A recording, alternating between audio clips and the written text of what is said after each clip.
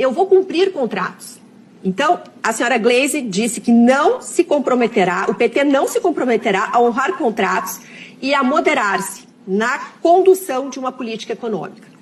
E ela, inclusive, diz que vai romper teto de gastos, pretende-se romper teto de gastos, vão rever todas as privatizações, rever, inclusive, a autonomia do Banco Central, que é algo que os incomoda muito. Claro, eles precisam servir aos banqueiros. Enquanto tem uma autonomia do Banco Central, a competição dos bancos com as fintechs e que beneficia todos nós vai continuar e vai até aumentar, porque tem ali toda uma estratégia.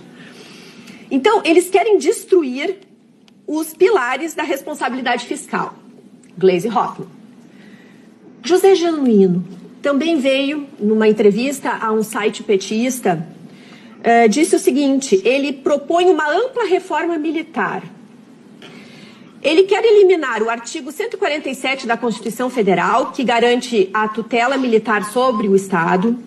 Ele propõe uma reforma dos currículos militares, uma reforma na formação dos militares brasileiros, incluindo o fim dos colégios militares. Ele propõe uma reformulação ampla das Forças Armadas sobre o comando político. Também quer uma força latino-americana contra os Estados Unidos, quer uma quarentena a quem ocupa a função pública e a retirada total do que ele chama de excesso de militares no governo executivo e comenta o excesso do poder do presidente Bolsonaro nesse sentido. Aspas, o governo Lula tem que quebrar várias tutelas. A primeira é o Exército. A segunda é a do Ministério Público Federal. E a terceira é a do Banco Central Independente. E a quarta é o teto de gastos.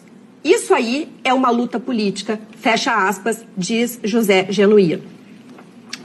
Por fim, mas não menos importante, a ex-presidente Dilma, também nesse mesmo site petista, conversando com o mesmo entrevistador, disse, nestas últimas semanas, que ela comentou sobre a força e como foi a Venezuela, como o Hugo Chávez agiu na Venezuela. Eles estavam ali num debate e ela disse, o Chávez não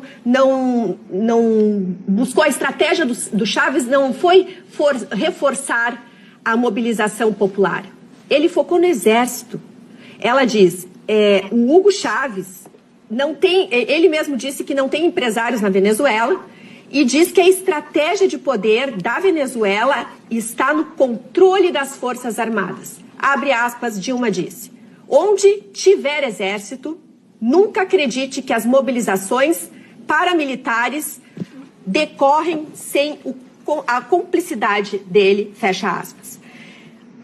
E, por fim, a gente percebe que o José Dirceu, então, tem toda a razão, quando lá no impeachment da Dilma, ele disse que havia um projeto do PT para as Forças Armadas. Ele afirmou em entrevista, após o impeachment, que o erro do PT foi não ter o controle das Forças Armadas, não ter controlado as Forças Armadas, que eles queriam realmente ter entrado, os petistas não conseguiram entrar nas escolas militares e alterar esses currículos das escolas, e eles não conseguiram formar aquilo que eles chamam Escola Latino-Americana de Defesa, segundo o qual o projeto é bolivariano, a sede seria no Equador, os professores seriam venezuelanos e cubanos e levariam para lá jovens oficiais brasileiros para serem doutrinários para a defesa da América Latina continental unificada. Bom, eu estou trazendo tudo isso porque nós precisamos sim observar que o PT se sente muito seguro,